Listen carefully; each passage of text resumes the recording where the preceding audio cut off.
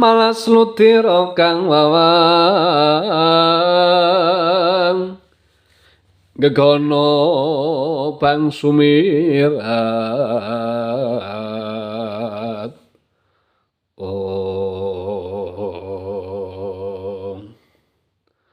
waduh wo Semar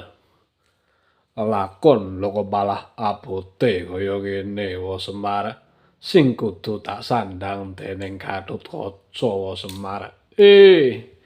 lae begegek ugek sak dulita amel-amel Ndara Gatot anane lakon iku mung adile dilakoni anane penandang adile mung kudu disandang menawi cara pinemu kula Ndara mboten ketang sekadang sak penginang sak glewanging godhong pari kula menika badhe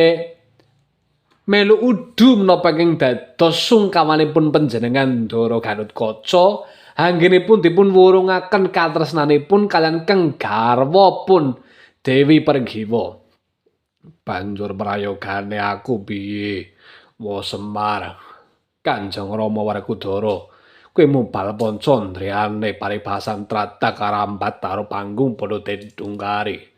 apa enggan aku gagar wigar tanpa karya wa sabar ngiten sabar kemawon Gusti menika mboten sareh nek pancen Pergiwa niku bener-bener jodhone panjenengan Ndara Gatotkaca mesti mboten kirang jalaran awit napa kepalangan segara wedang tiba jodoh ndelalah saged nyabrang kepalangan gunung pitu arepa tiba jodoh ndelalah bisa ketemu jaman sakmenika kathah sanget den sampun gandeng renteng reruntungan kados kembang gula kemepyur pulut ning sanes jodhone 1000 dalane kudu pisah mangsa sabaraken kemawon wong becik ketitik wong ala ketara sapa senelaku cidra teng mriku wahyune sirna gandeng Lesmana Mandra Kumara menika nyidrani katresnanipun jenengan Ndara Gatotkaca mugia Gusti menika ngijabahi menapa ing dados panyuwun kula panjenengan saged jajar dados manten kalian Sang Dyah Ayu Dewi Pergiwa Ndara